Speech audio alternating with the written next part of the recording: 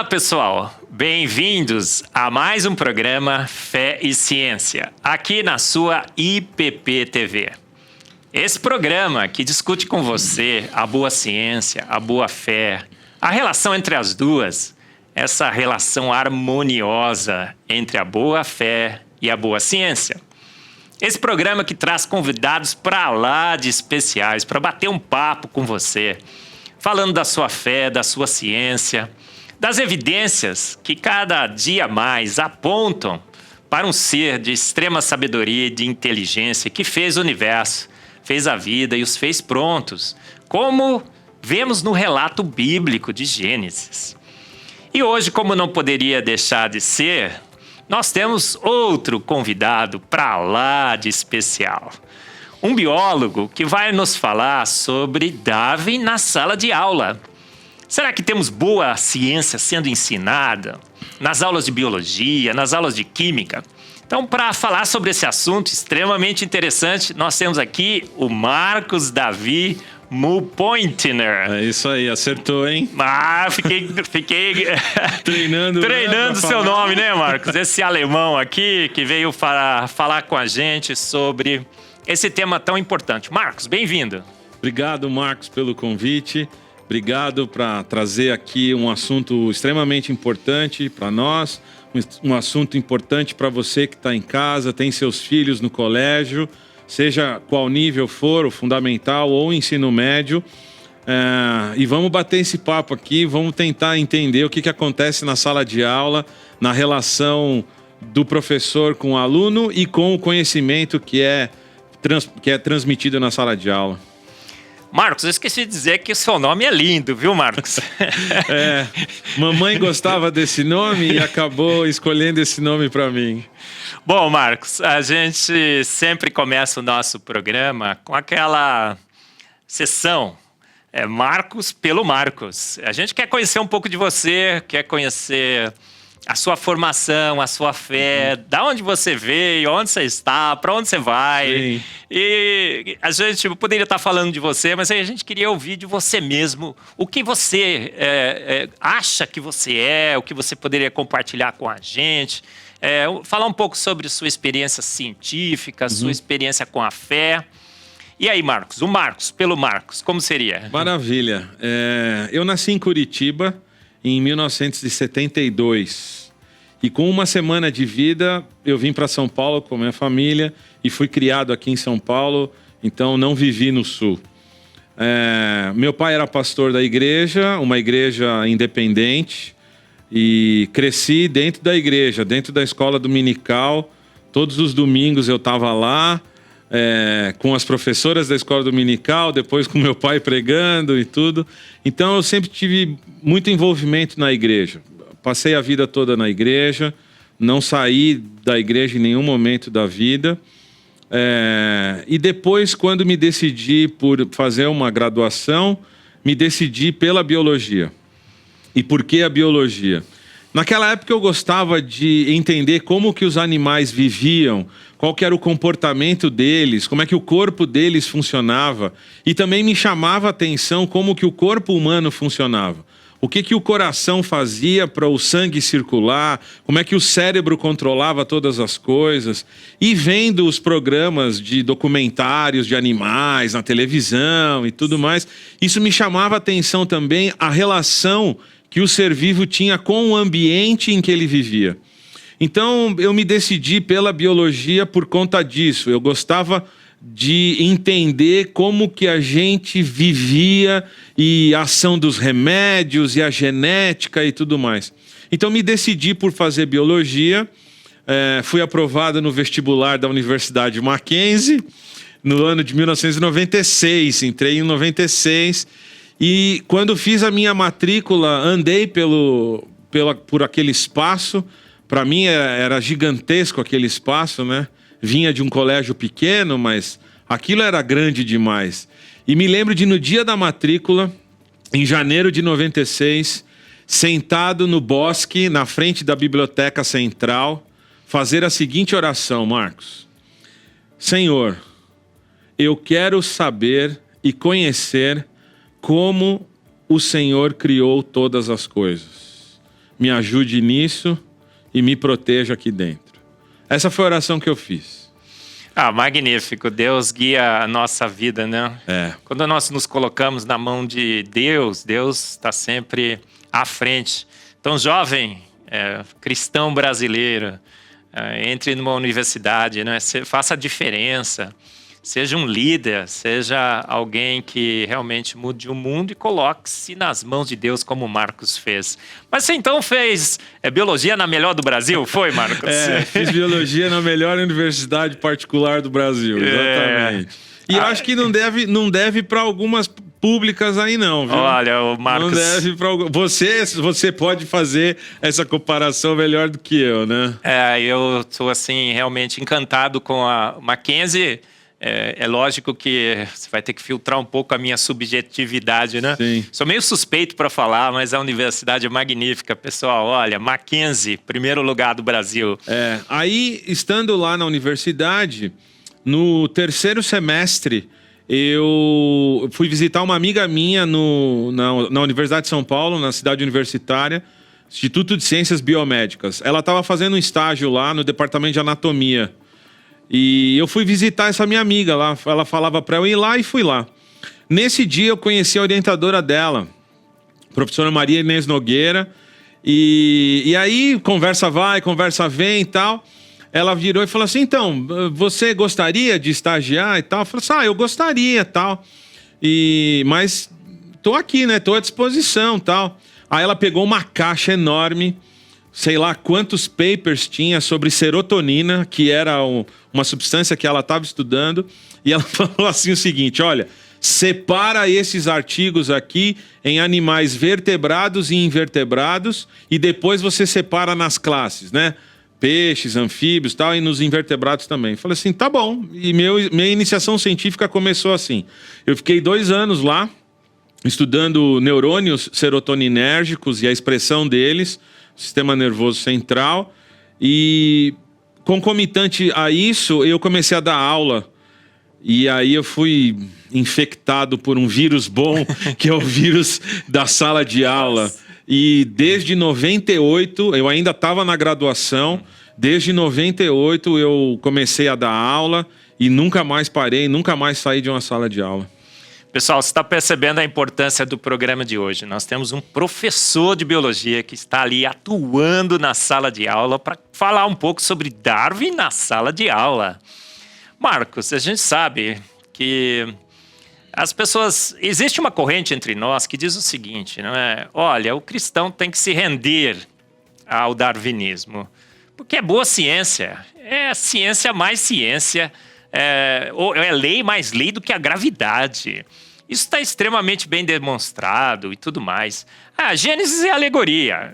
Na realidade, a gente evoluiu lenta, gradual e sucessivamente. Os fatos estão na sala de aula com Darwin. E você milita ali na sala de aula.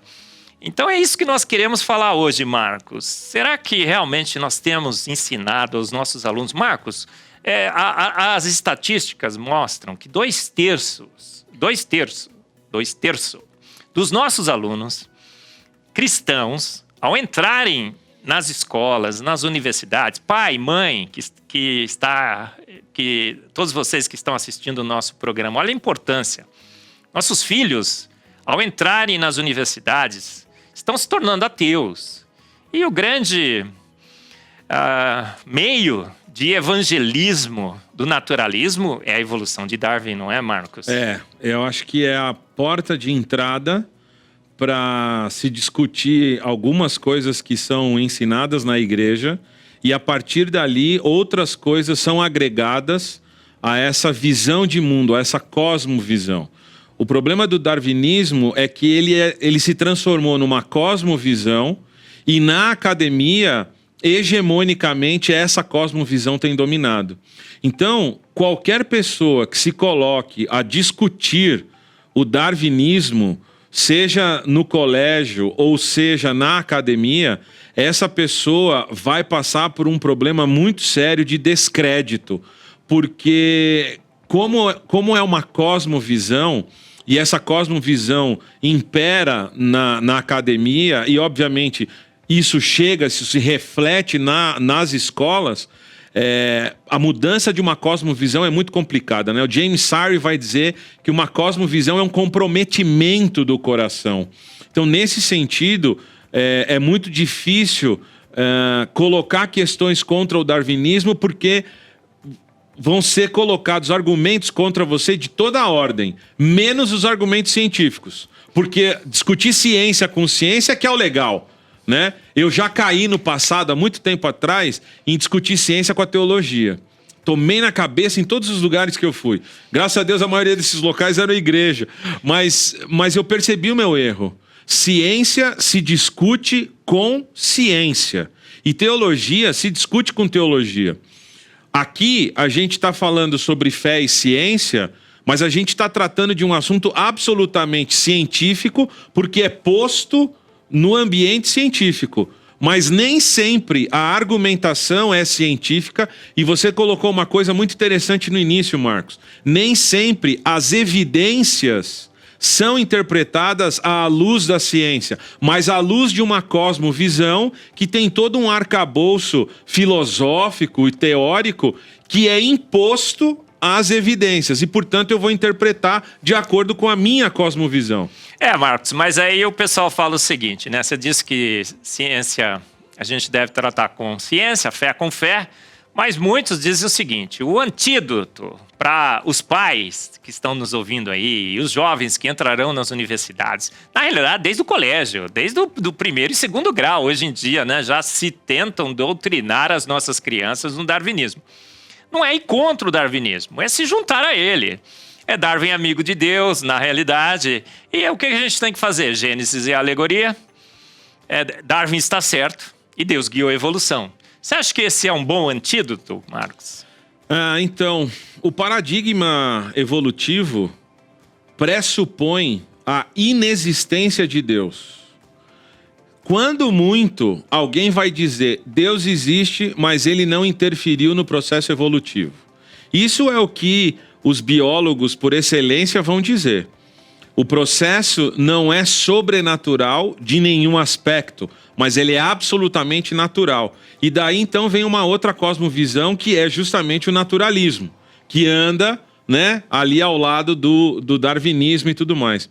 Então, o problema é fazer essa associação, porque essa associação entre o Gênesis e o darwinismo e a teoria evolutiva, essa associação, para mim, é absolutamente equivocada, justamente pelo pressuposto inicial. O Gênesis pressupõe a existência de um Deus. É o primeiro texto do Gênesis, né? No princípio criou Deus os céus e a terra. E o pressuposto evolutivo é de que Deus não existe.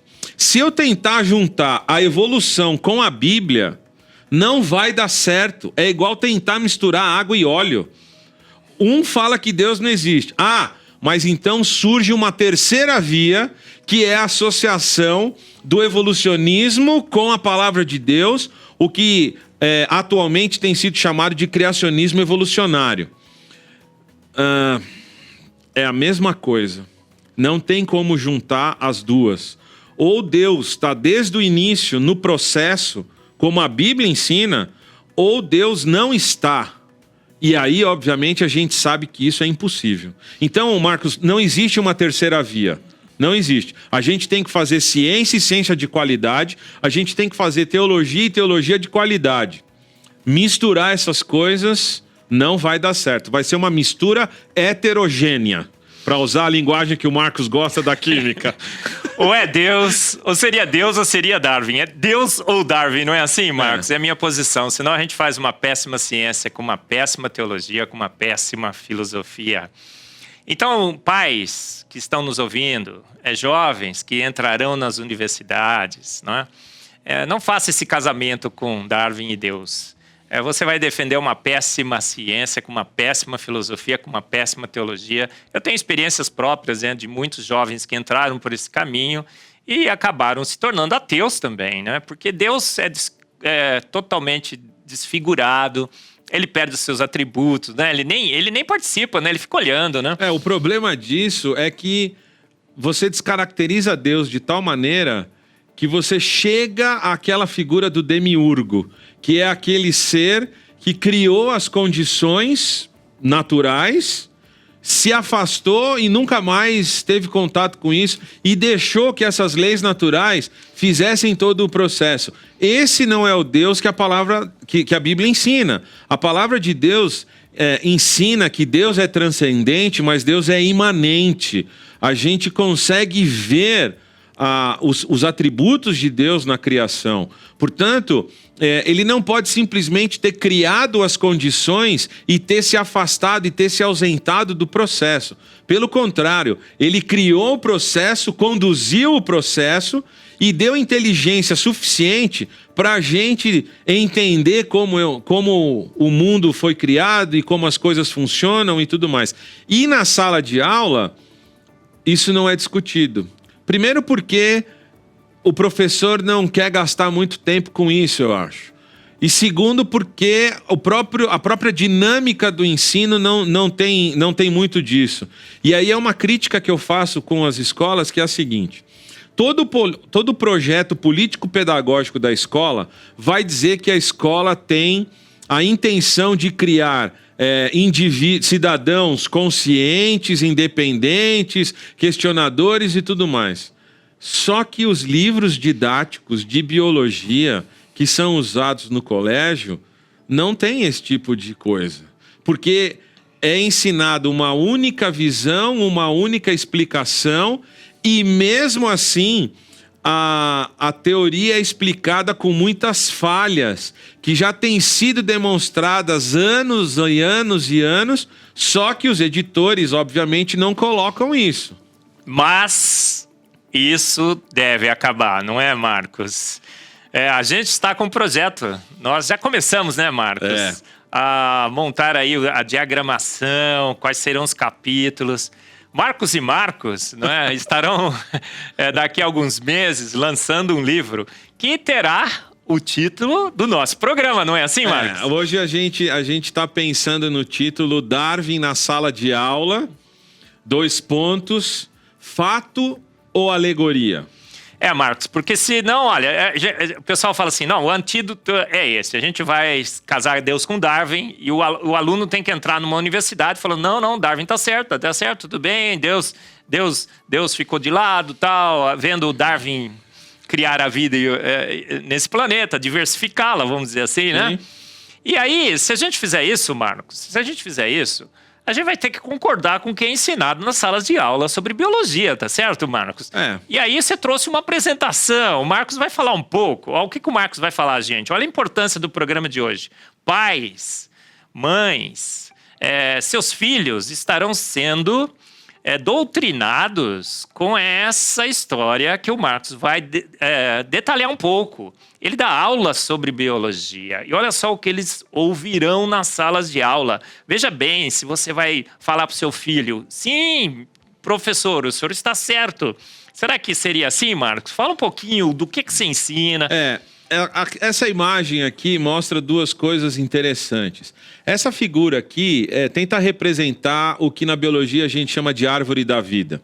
Ali a gente tem uma molécula de DNA, uma única molécula ali e tal, fita dupla, e a partir dessa molécula de DNA, todos os seres vivos teriam surgido a partir de um ancestral comum, que é o paradigma evolucionário, muito embora a teoria da evolução não fale diretamente sobre a origem da vida, e eu não sei por que os evolucionistas brigam comigo quando eu falo isso, Marcos, porque toda vez que eu falo sobre evolução aplicada à origem da vida, eles acabam a discussão falando que Darwin nunca falou sobre a origem da vida. Ok, mas então por que todo o paradigma evolucionário é aplicado à origem da vida? Marcos, porque a origem da vida é muito, muito mais complicado do que a sua diversificação. Não, e tem um outro detalhe, Marcos. O paradigma evolutivo é aplicado à cosmogonia, por exemplo. É aplicado para as constelações, para as galáxias, para as estrelas. O paradigma evolutivo é aplicado, inclusive, para fatores abióticos do sistema, como a água, por exemplo, ou como a luminosidade, ou como o calor, seja lá o que for. Portanto, isso deixou de ser ciência. Passou a ser uma visão de mundo, como eu tinha comentado no início com você. Se é teoria do tudo, deveria explicar também a origem da vida, né, Pois Marcos? é. E aqui tem uma figura... Darwin teve maus dias, maus momentos também. Ele não foi aceito desde o início e muitas caricaturas foram feitas para o Darwin, né? Aqui, por exemplo, uma de uma revista francesa, em 1871, a possibilidade tenha sido feita depois, 1878, do André Gil. Aqui uma outra charge do Darwin pulando num circo, né? Como um corpo de macaco e tudo mais. Então, Darwin teve problemas também com relação à sua teoria. A teoria não foi aceita logo de início. E a gente sabe pela história que ele teve muita resistência com relação a isso, né? Então, até que se chegasse no livro didático, isso passou por uma série de mudanças e transformações e tudo mais. Mas eu queria colocar uma primeira coisa que a gente vê nos livros didáticos e que muitas vezes é colocado como inclusive um argumento a favor do Darwin. Darwin é tido como o pai da evolução. Muito embora a gente saiba que na história de Darwin o avô dele tenha tido muita influência, né, porque o avô dele já falava disso, olha que interessante que os livros nunca trazem. Este cidadão que você está vendo aí, o Al-Jarris, ele nasceu em 776 e publicou um livro sobre os animais, em que ele falava sobre a possibilidade dos animais serem aparentados uns com os outros. Quase 1000 anos antes de Darwin, né? Então, isso aqui é uma informação que nunca chega para os meninos. Na sala de aula isso não chega, porque não está nos livros. Claro, o livro didático não está falando sobre história da ciência. O que eu estou querendo dizer é que Darwin é colocado como um paradigma, mas antes dele já tinha gente pensando sobre essas coisas, né? Mas nós não estamos aqui para falar de história da ciência. A gente gosta mesmo de ciência. Sim. Então vamos lá. Uhum. Qualquer livro didático, Marcos, qualquer livro didático, e o nosso trabalho, meu e do Marcos, nesse livro que a gente tá começando a rascunhar e tudo mais, o nosso livro vai tratar justamente de como a evolução é tratada nos livros didáticos. Então, eu trouxe aqui um exemplo de um livro didático usado no Brasil todo.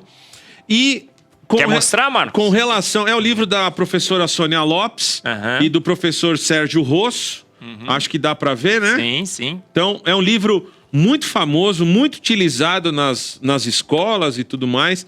E no capítulo que abre o conteúdo evolução... Sobre evidências da evolução, estes 5 itens são apresentados não só neste livro, como também em qualquer outro livro, né, de biologia que vai tratar do assunto da evolução.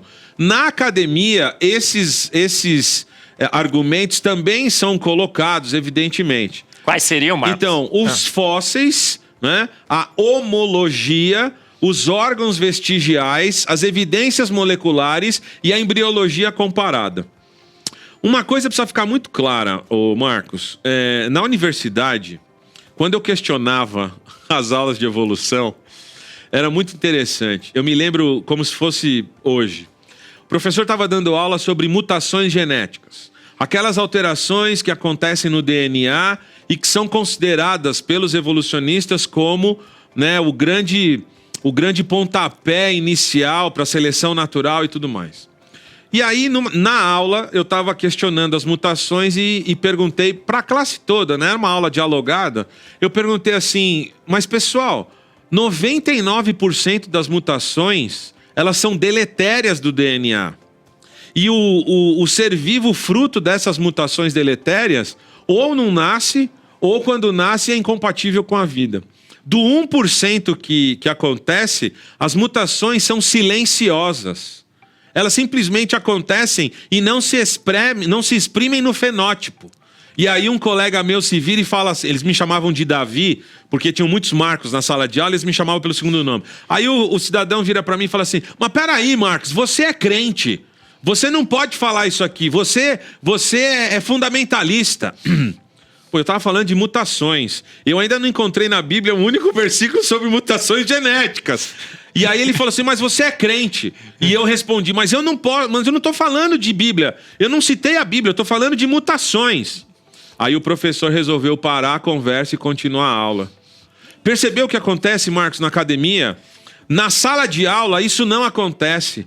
Porque na sala de aula tem um pressuposto de que o professor é a autoridade. E sendo o professor autoridade, como você falou alguns minutos atrás, o que ele fala não pode ser questionado.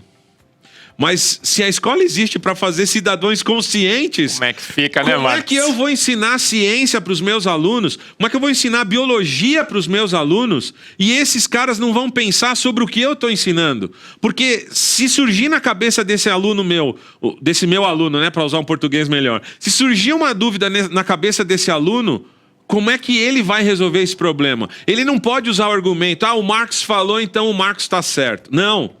Então, os livros didáticos, e é o seguinte, fazer ciência é uma construção humana.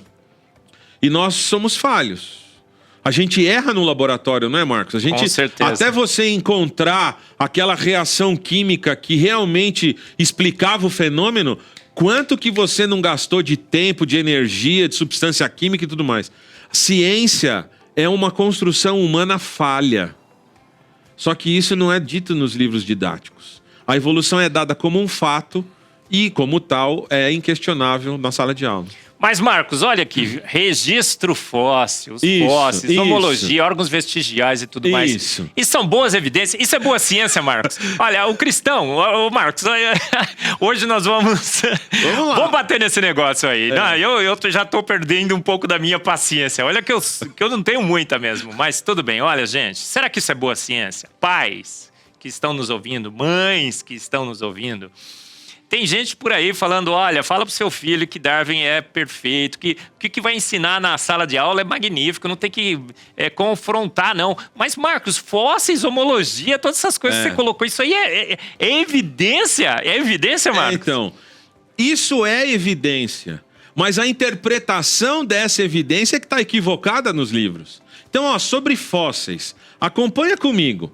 Não há uma lenta modificação dos traços prevista pela teoria. O Darwin dizia que, como os animais, como os seres vivos descendem de um ancestral comum, seria possível que, no registro fóssil, nós veríamos uma sequência de fósseis que mostrariam toda a transição de um ser vivo para o outro. O que acabou sendo chamado de especiação, né? A formação de novas espécies.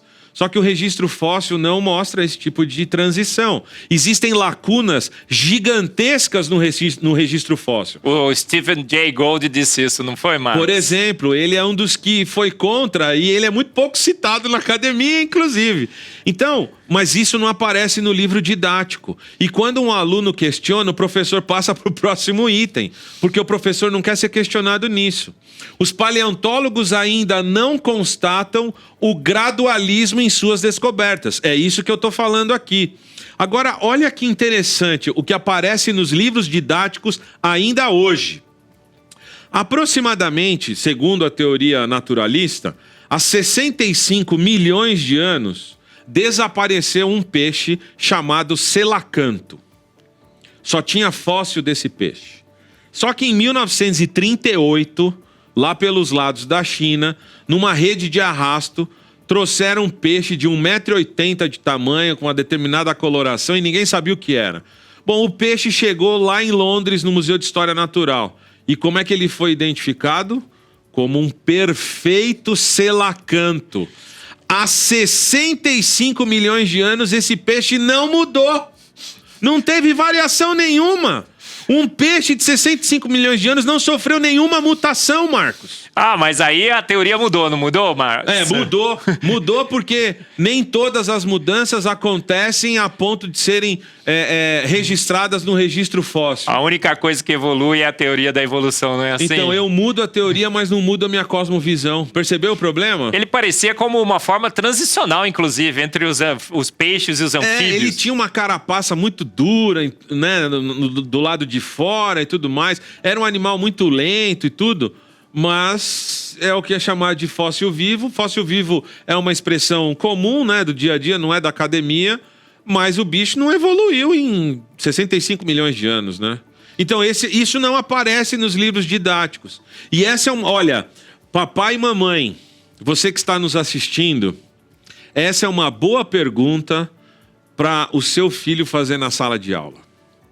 Eu garanto que seu filho não vai ser perseguido. Se ele for, é porque o professor não é um bom professor. Porque quem faz ciência gosta de pergunta, né, Marcos? Ó, pessoal, nós temos aí já o Fomos Planejados, eu falo do registro fóssil, tem o Antevidência, tem o Caixa Preta de Darwin, tem o Involução de Darwin. É um nível um pouco mais acima, mas pais, mães, vocês podem ler para ajudar seus filhos. Mas esse que nós estamos escrevendo vai falar sobre tudo isso, né? Darwin na sala de aula. A gente quer preparar seu filho para que ele chegue na sala de aula e faça essa discussão saudável, que ele defenda a sua fé com racionalidade, com ciência, não é assim, Marcos? Uma coisa precisa ficar muito clara, Marcos. Nós não estamos fazendo nenhum questionamento ad hominem, como se diz. A gente está questionando a ideia, a gente está questionando o argumento, a gente está questionando o que é dito e o que é publicado nos livros. Não me interessa a vida da pessoa, eu tenho respeito pelas pessoas, por quem pensa diferente de mim, numa boa. A gente está discutindo os argumentos. A gente não fala, você é darwinista, então você não pode, ou você é ateu, você é naturalista. Eu converso com todo mundo. Somos cientistas, pois né, Marcos? E eu queria, Marcos, que você olhasse para essa figura. O que é isso aí? Eu queria que você olhasse para essa figura, Marcos. Rapaz, eu diria... Parentes próximos, hein, Marcos? Pois é, eu quero fazer uma pergunta para você que é colocada nos livros didáticos. Ao olhar essa figura, você diria que estes dois seres vivos, esses dois mamíferos, eles são parecidos ou eles são parentes? É a lei a ciência da parecência que eu digo. Pois é. O paradigma evolutivo vai dizer que estes dois são parentes, mas eles confundem ser parente com ser parecido, ser aparentado com ter semelhanças entre si. Evidentemente que os seres vivos têm semelhanças entre si. A gente tem um código genético que pode ser parecido entre os seres vivos, desde uma bactéria até os mamíferos, mas isso não significa que existe grau de parentesco entre estes seres vivos. Existe grau de similaridade. Nós podemos ser parecidos em uma ou outra coisa, mas isso não é evidência de parentesco. Parentesco é com relação com relações muito estreitas, muito pequenas. Agora alguém vai falar assim, então, Marcos, agora você está morrendo pela boca, como qualquer peixe, porque o macaco é muito parecido com o ser humano. A resposta está na própria frase, Marcos. O macaco é parecido com o ser humano. Ninguém fala a torto e a direito, como diria minha mãe, que o macaco é parente do ser humano. Só os evolucionistas vão falar que macacos são parentes do ser humano. E aí vem uma coisa que os livros didáticos estão adorando de falar. 98% do código genético de um chimpanzé é semelhante ao código genético do ser humano. Verdade ou mentira isso? Fato ou alegoria, Marcos? Olha, o DNA é uma substância química e eu queria que você ouvisse o Marcus Eberlin falar sobre essa 98% de semelhança. O código genético, Marcos, tem milhares de bases nitrogenadas. São essas milhares de bases... Agora eu que vou fazer o papel do entrevistador. São essas milhares de bases comparadas no genoma humano e no genoma do chimpanzé que são 98% semelhantes? Marcos, eu até falo, né, que esse é o efeito Bill Gates. A gente fala assim, olha, só 2% diferente. Mas a gente esquece de dizer que são 3,2 bilhões de pares de bases. É muita coisa. Marcos, se o Bill Gates chegasse aqui, né, Pastor Arival, fala, Pastor Arival, o IPPTV tá muito legal, esse programa Fé e Ciência tá sensacional, eu quero fazer uma ofertinha aqui pro programa para ficar ainda melhor. 2% do que eu tenho, né, Pastor Arival, o que o senhor acha? 2% do que eu tenho, o Bill Gates, né? Eu quero fazer uma contribuição aqui, né, para cestas, para a igreja e tudo mais. Pastor Arival, o senhor falaria assim, nossa, Bill Gates é muito pouco, nem vou aceitar. O que você acha, Marcos? 2% da fortuna do Bill Gates. Pois é. Então, nosso código genético, se fosse 2%, não são milhares de bases não, Marcos. 600 mil bases diferentes. Mas essa comparação hoje já pode... O código genético dos chimpanzés já é 5% maior. O genoma é 5% maior, não o código, né? O genoma. Sim. Já é 5% maior, já passou os 2%. E tem uma coisa interessante no que é colocado aqui, nos livros, dessa comparação dos 98% e tal. Foram tirados, Marcos, 25 dos chimpanzés, 18 dos humanos. O que restou fizeram essa comparação. Deu 98 parecido, mas porque tentaram fazer parecer o máximo possível. Exatamente. Hoje, novas estratégias de comparação já mostram que isso daí já é 4% diferente, 7, 14, 33, 44, dependendo do método que você usa. Assim, a grosso modo, a gente tem em torno aí de 30 mil genes no genoma humano. Teoricamente, nós teríamos 30 mil proteínas diferentes. Foram 30 mil proteínas comparadas entre seres humanos e macacos? O proteoma, fizeram o proteoma. Nós já falamos aqui, né? Nós temos um projeto na Universidade Presbiteriana Mackenzie, no MacMass, um laboratório. O Marcos também logo está com a gente lá. Ele vai fazer lá o seu mestrado, doutorado, né, Marcos? Isso aí. E a gente está comparando o proteoma. Um artigo já fez uma pequena comparação de algumas proteínas, deu 80% diferente. Aí eu brinco, né? Descansa em paz, irmão. Chimpa não é teu mano. Pois é, não é. Então, e o livro didático fala que é, não é? Traz isso e não traz nenhuma argumentação contrária. Você vai falar assim, mas o livro didático não se presta a isso. Ok, mas e a ciência e o cientista? Se presta a quê? A não ser questionar o conhecimento que é feito, desenvolvido, porque a ciência se desenvolve pelo questionamento, né? Um dia eu vi um químico muito famoso aqui no Brasil dizer que a ciência é a arte do questionamento. Não é verdade, Marcos? Sim. Não, e olha, deveria contar para todo mundo que esse 2% foi obtido como? Tiramos 25 dos chimpanzés, 18 dos humanos, pegamos o que sobrou, a gente tentou conciliar o máximo possível e tudo mais. Isso que é ciência, gente, isso que é ser honesto cientificamente.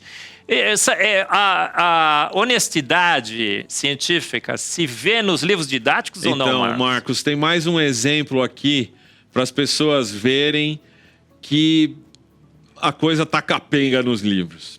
Órgãos vestigiais. É o argumento a favor da evolução de que o ser humano possui órgãos que não têm mais função e por isso eles são resquícios de ancestrais, né, que nós tivemos e tudo mais, mas eles estão aí até hoje, né? É um resquício evolutivo. Este livro didático que eu trouxe hoje aqui, ele traz apenas 2 exemplos, os exemplos mais comuns, mas não apresenta uma ideia diferente. Vamos ver? Apêndice vermiforme. O apêndice não serve para nada, o apêndice serve só para o cirurgião ganhar dinheiro, para o plano de saúde encher a sua paciência quando você tiver que marcar uma cirurgia, porque eles vão demorar e você vai ficar estressado. Sinto muito, mas não é verdade. O apêndice vermiforme é uma cultura bacteriana do que a gente chama de microbiota. Bactérias que auxiliam na digestão, principalmente de vegetais, por causa de um carboidrato que eles têm lá, que é a celulose, que nós não temos enzimas no nosso sistema digestório para fazer a digestão da celulose. Só que o ser humano come planta desde que ele existe. Então, como é que é? A Bíblia diz que comíamos só plantas antes, né? Então, os primeiros seres humanos comiam vegetais e eles já tinham bactérias, microbiota dentro deles.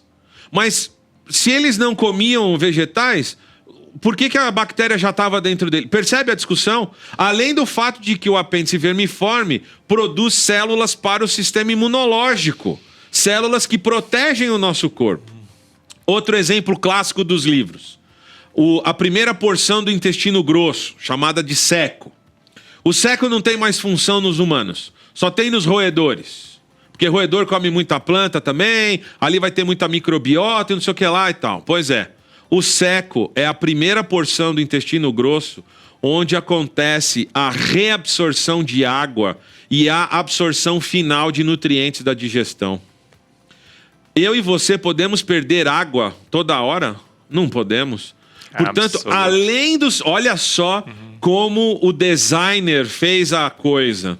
Além do nosso sistema renal trabalhar 24 horas por dia para reabsorver água e para manter esse líquido nobre no nosso corpo, o sistema digestório também trabalha para reabsorver água. Portanto, se um sistema falha, parece que tem um movimento de antevidência aí, né, Marcos? Que se um sistema falhar, o outro pode dar resultado? Eu falo sobre o apêndice no meu livro, né? O Antevidência, né? Pois é. Que coisa fantástica que é o apêndice. E o dente do siso, Então, Marcos? Esse daí não serve pra nada, né? Você tem que tirar, dá um trabalho. O dente do siso é um argumento para a evolução, na medida em que hoje nós cozinhamos os alimentos são mais moles, mais fáceis de serem mastigados, a mandíbula do ser humano está mudando de tamanho e, portanto, não tem mais espaço para o siso crescer. Então, tira o siso. Bom, o siso ajuda na mastigação. Quanto mais dentes nós tivermos, melhor vai ser a nossa mastigação, melhor vai ser a absorção dos nutrientes.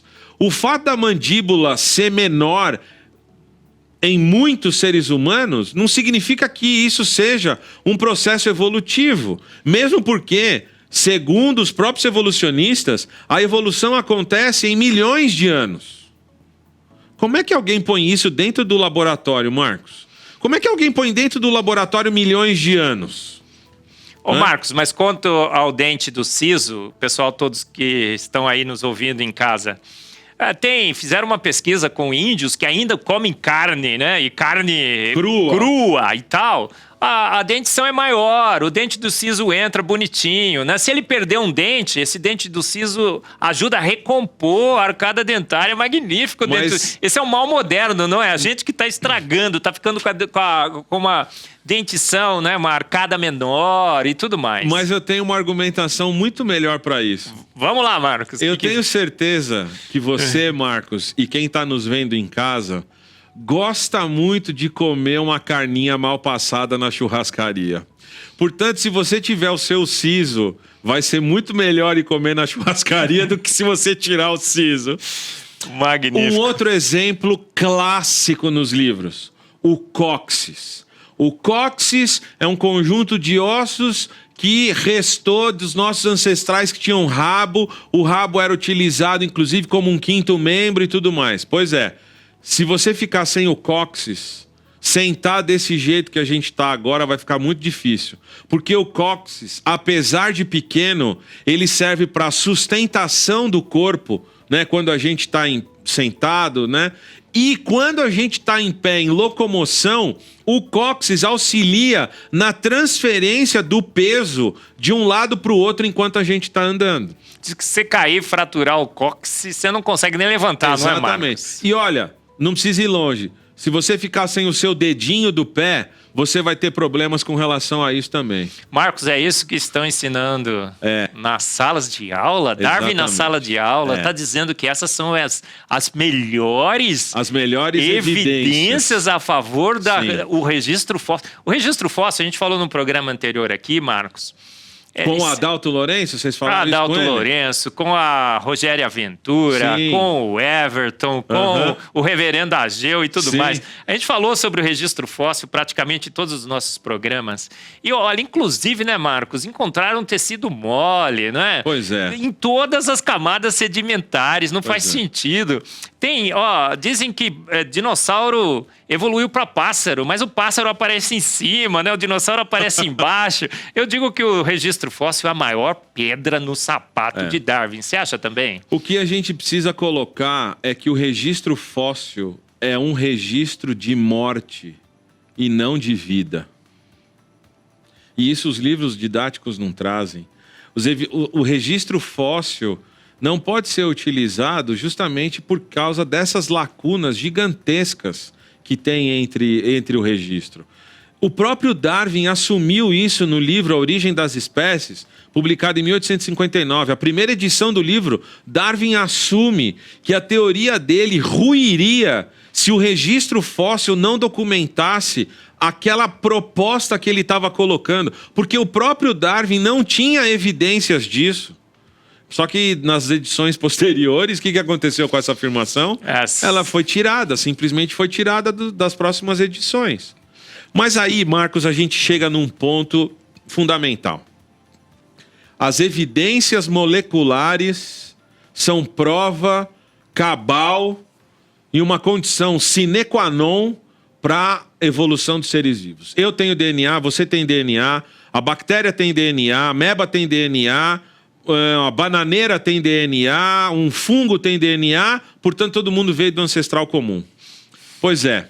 O problema é o seguinte: a evolução vai dizer, e esse é um ponto extremamente importante, a evolução vai dizer que o sucesso evolutivo dos seres vivos se dá por meio das mutações genéticas que são selecionadas pelo ambiente. O problema é o seguinte: se o primeiro ser vivo sofreu uma mutação genética, quem garante que essa mutação deu certo? E um detalhe: a bactéria mais simples, com 3.000 genes, já tem incorporado a ela mecanismos de reparo do DNA. Portanto, se ela sofreu uma mutação, o DNA não sabe se a mutação é boa ou não. Simplesmente o DNA sabe que sofreu uma mutação e os mecanismos moleculares de reparo vão corrigir aquele erro no DNA. Se o erro foi bom, ele foi corrigido e, portanto, voltou ao que era antes. Se o erro é para o pior, ele não vai conseguir ser corrigido e, portanto, essa bactéria não consegue se reproduzir.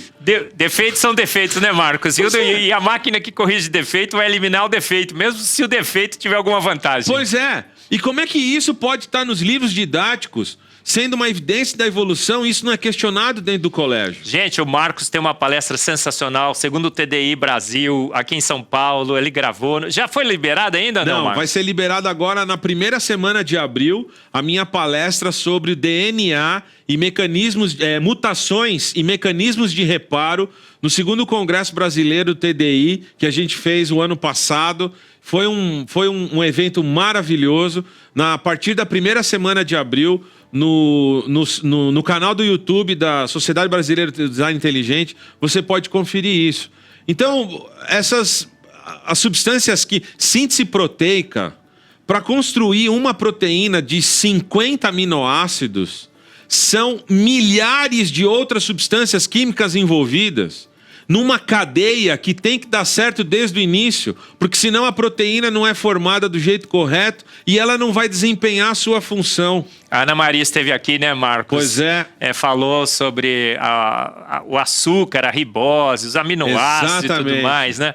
É uma química extremamente complexa. E uma coisa extremamente importante: o sistema imunológico é feito de células e substâncias químicas. O primeiro ser vivo que teria surgido dentro da proposta evolutiva, o primeiro ser vivo tinha células de defesa, mas ele ia se defender contra o quê? Se ele não tinha seres patogênicos naquela época. Ah, não, mas os seres patogênicos podem ter evoluído em paralelo com os outros seres e o sistema imunológico foi junto. Só que como? Explica isso para mim. O ser vivo surge, não tem nenhum mecanismo de defesa, mas depois o mecanismo de defesa surge. Tinha micróbio patogênico antes? Quer dizer, o sistema surgiu sem existir uma necessidade? A coisa está muito confusa quando a gente vai para os dados moleculares, para substâncias químicas, né? Então isso é muito complicado. E eu queria, Marcos, trazer para você uma afirmação do próprio livro. A embriologia comparada. Desenhos clássicos de Haeckel, que ainda são reproduzidos nos livros didáticos. os desenhos que ele mesmo assumiu, que são equivocados, que foram fraudados e tudo mais. Você tem ele aqui, Marcos? Então, no livro didático do seu livro, do livro do seu filho, esses desenhos vão aparecer. Eu não coloquei aqui nos slides, mas eu convido papai e mamãe que está assistindo isso, pega o livro do seu filho e olha com ele o que está escrito no livro. Faz o seu filho pensar essas coisas, questionar essas coisas. Qualquer livro didático vai trazer essas informações. Mas veja, o livro didático que usa a evidência, a embriologia como uma evidência para a evolução, olha só o que o próprio livro didático afirma. À medida que o embrião se desenvolve, surgem características individualizantes e as semelhanças diminuem. Quanto mais diferentes são os organismos, menor é a semelhança no desenvolvimento embrionário. Percebe? Eles estão falando que o desenvolvimento embrionário é uma evidência da evolução, mas o próprio livro está dizendo que essas semelhanças vão ficando menores por causa das espécies, porque cada espécie tem o seu próprio desenvolvimento embrionário. Ainda que sejamos parecidos com um peixe, o embrião de ser humano parece um embrião de peixe, ele tem aquela curvatura assim e tal, mas um peixe é um peixe, um ser humano é um ser humano, eu não tenho escamas e nem brânquias. Ô Marcos, eu vou pedir para o Lucas, eu acho que ele vai conseguir colocar aqui o esquema dos embriões de Haeckel, né, Lucas? Vamos ver, olha aí, vai aparecer em algum lugar, ele vai conseguir. Vocês estão vendo aí, né, os embriões de Haeckel. Gente, quanto mais jovem, mais parecido, na realidade, quanto mais jovem, eles começam muito diferentes, depois no desenvolvimento eles ficam mais parecidos e depois eles ficam mais diferentes. Nada a ver com a evolução. Quando a gente coloca o esquema certo, não aquele que foi fraudado, forjado por Haeckel, não há nenhuma semelhança na realidade. E essa frase, a própria frase já diz que não, né, Marcos? Exatamente. Então, fica muito difícil levar a sério o que a gente encontra nos livros, tanto nos livros acadêmicos quanto nos livros didáticos, porque o livro didático não traz o contraponto, não traz o outro lado. Este livro aqui de biologia, o livro não traz nenhum problema que os cientistas enfrentam. E não é assim, não é a ciência, né, Marcos? Ciência é o ponto e o contraponto. Exatamente. Ciência é o informar corretamente como é que aquele dado foi obtido. É informar que aquela comparação dos 2% não é bem 2%, né, Marcos? Pois é. Eu pego um punhado de proteínas aqui, um outro punhado de proteínas aqui e esqueço todo o resto do DNA para dizer que nós somos parentes. Se você quiser dizer que o ser humano é parecido com o chimpanzé, ok, a gente pode até pensar nisso. Questões comportamentais, questões fisiológicas, questões bioquímicas, ok. Mas dizer que somos parentes... Hoje eu estava numa conversa com 2 amigos biólogos, evolucionistas, e quando eu mostrei aquela foto do cachorro e do ser humano, um dos meus amigos disse: sim, somos parentes. Por menor que seja, somos parentes. Olha, a gente fala, né, que semelhança, a gente tem o mesmo DNA. Eu falo isso no meu livro também, no Fomos Planejados, no Antevidência. Os teóricos do design inteligente falam isso. Na realidade, essas semelhanças são muito mais uma evidência de um designer comum, de um programador comum, do que de uma ancestralidade comum. A gente não vê essa ancestralidade no registro fóssil. Não. A gente não vê quando a gente vai avaliar o poder da seleção natural. A seleção natural tem poder, Marcos? Então, a seleção natural seleciona aqueles que já são mais aptos. Então, se ele já é mais apto, ele mesmo já está selecionado. A seleção natural não vai influenciar isso. Ele vai encontrar mais comida, ele vai encontrar uma fêmea para reprodução.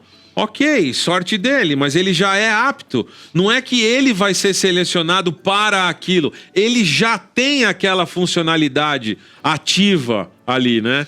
E uma coisa muito interessante, o registro fóssil começa com seres vivos altamente complexos já.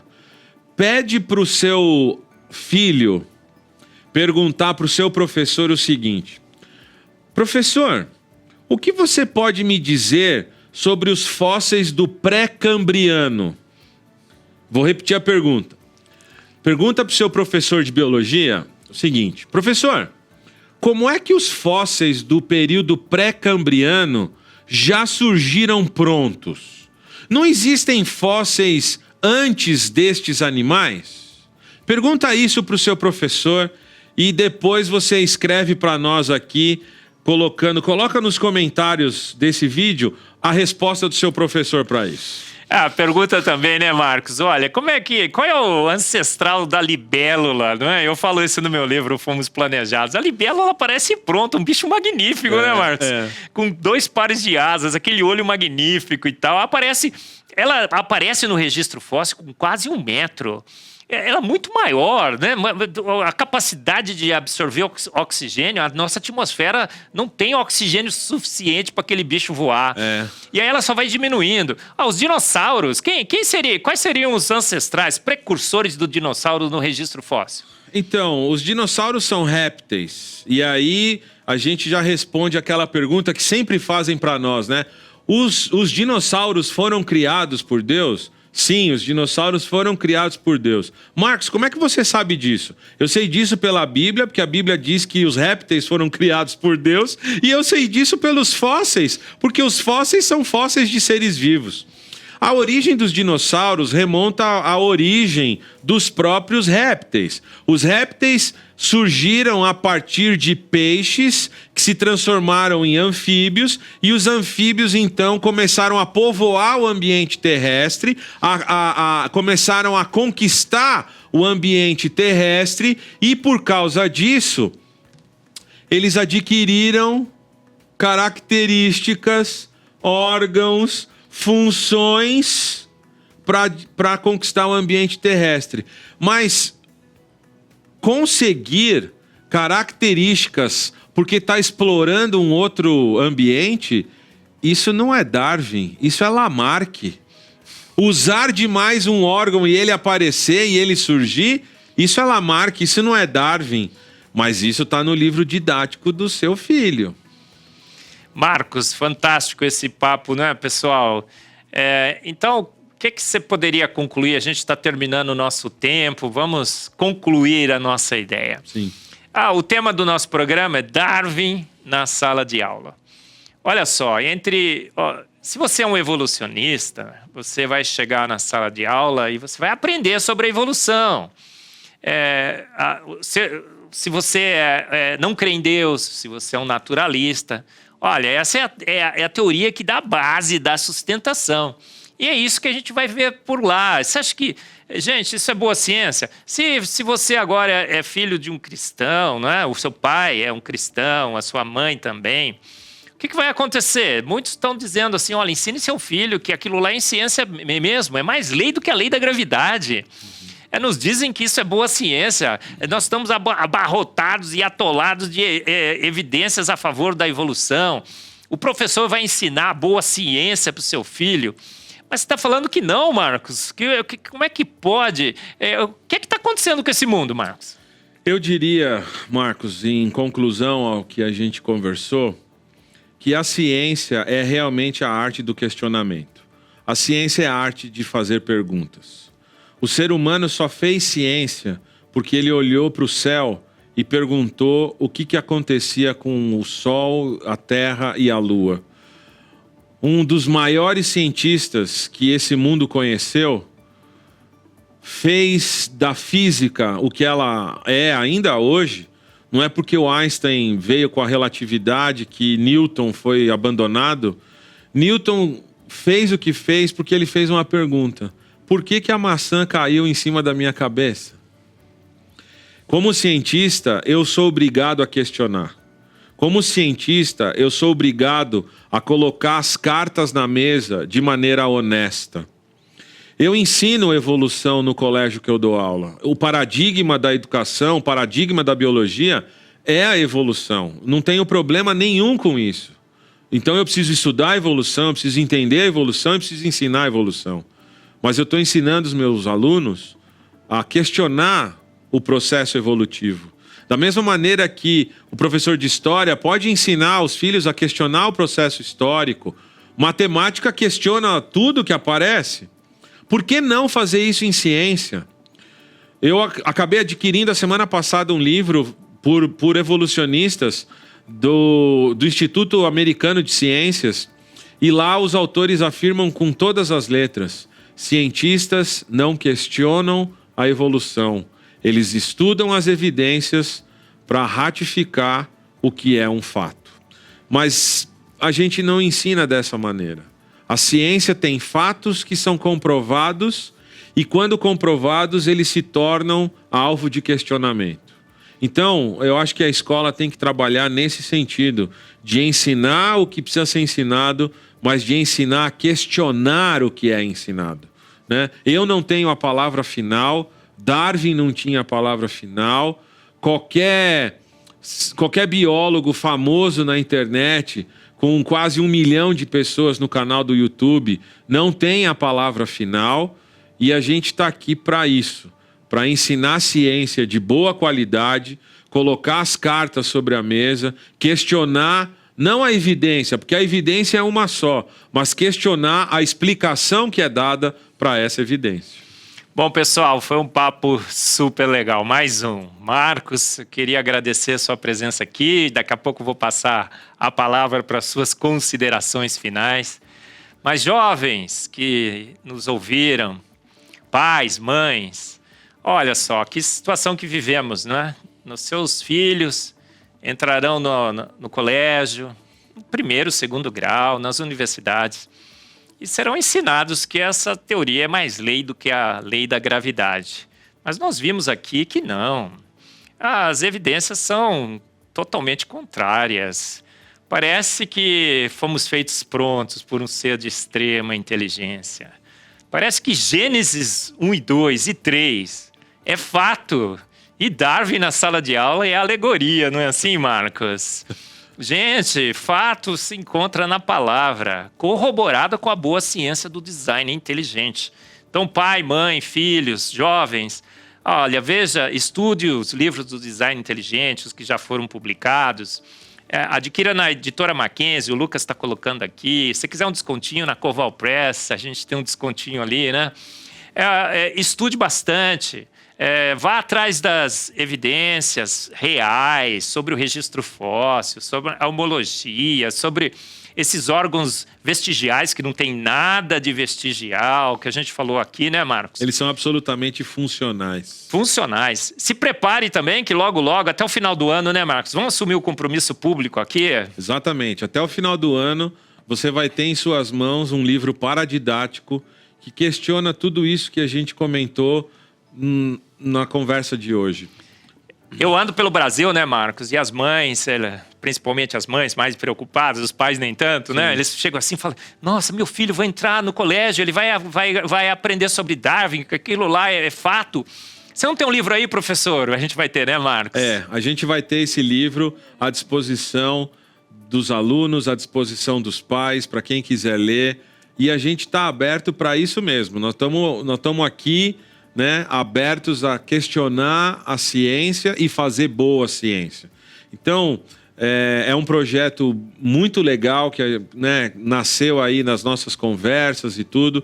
E, se Deus quiser, até o final do ano, esse material vai estar à disposição das pessoas. Então, gente, fé e ciência, ciência e fé. A boa fé que nós desenvolvemos e consolidamos através da leitura de Gênesis 1, 2 e 3, confirmada com a boa ciência. Não essa boa ciência da sala de aula de Darwin, mas a boa ciência das evidências científicas bem interpretadas, que mostram que o universo, a vida, foram feitos prontos por uma mente inteligente, como o Marcos mostrou tão bem aqui, e vários outros convidados que a gente já teve, que teremos nos próximos programas. Essa é a intenção, boa fé com boa ciência. há o casamento perfeito entre o que lemos na palavra e o que vemos revelado na química, na biologia, como o Marcos mostrou tão bem aqui hoje. Então, pai, mãe, prepare seu filho. Já tem material, a gente vai apresentar ainda mais nesse livro, para que ele defenda com racionalidade a boa-fé. Que ele não case Deus com Darwin, mas que ele mostre que Deus é absoluto, é soberano, e que a Bíblia, sim, mostra como a gente foi formado. Marcos, suas considerações finais. Eu queria agradecer mais uma vez o convite de estar aqui conversando com vocês. Queria agradecer a IP Pinheiros por proporcionar um ambiente de conversa, um ambiente em que a gente pode explicar as coisas boas relacionadas à boa ciência e à boa teologia também.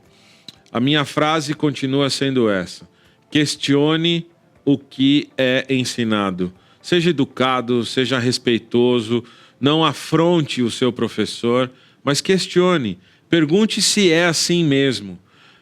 Quando o professor fizer uma explicação, você vira para ele e fala assim: mas professor, será mesmo que é isso que acontece?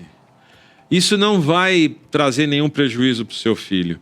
Os livros didáticos estão aí, nós não queremos fazer nada a não ser boa ciência. E é isso que a gente está trabalhando, é para isso que a gente está aqui. Bom, pessoal, chegamos no final de mais um Fé e Ciência. Espero que você tenha gostado. Eu gostei demais, Marcos. Foi sensacional. E se você gostou, assista os programas anteriores e assista os próximos Fé e Ciência. Vamos mostrar como que a boa fé e a boa ciência andam juntas. Então venha sempre com a gente. Esperamos vocês em todos os programas Fé e Ciência. Muito obrigado pela sua atenção.